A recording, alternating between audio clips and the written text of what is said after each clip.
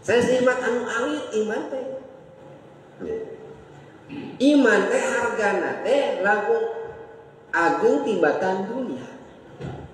Ibu upami nganun saroge, tas nganun saroge teh mulan malen, masihan apakah? Kadang-kadang masihan, daker model ayeun, daker milani pakasabat teh hese. Sadinten kadang-kadang 50, kadang-kadang 100, kadang-kadang tut masihan. Tapi rajin saroge teh ka masjidna rajin. Di rumah tanggina tara umbak-ambak begitu ya.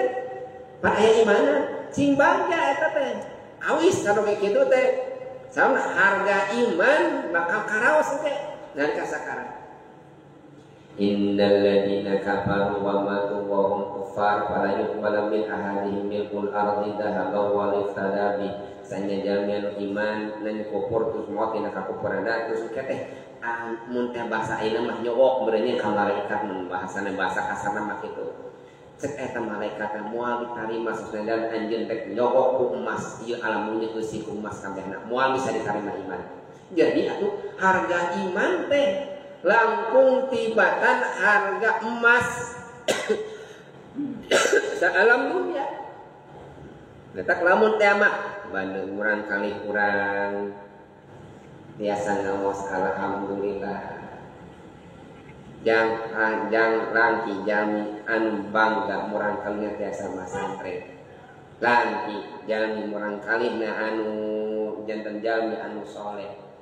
Nu dibangga-banggakeun urang di mana murang kali urang janten juragan. Murang kali orang-orang terpandang. Itu ngarasa bangga. Mungkin bangga di dunia, tapi nalika sakarna tetep nu bakal ditanya mah budak mana nu pernah ngaji. Ma ieu teh keur nyeri ieu teh keur sakaratna tadi nalkin, yang tadi ini nu dikeurang ngaos yasin jaminannya murang kali kamu. Ngaos. Eta kan kabanggaan urang. Jadi harga iman teh kada disyukuran kana iman. Lamun urang teu syukur karena nikmat iman, Allah dicabut. Sakedik moal disakalikeun nyanan teh. Mata naon wae anu diupayakeun urang dina ibadah. Ibadah ritual, ibadah sosial kedah syukuran da buat teh.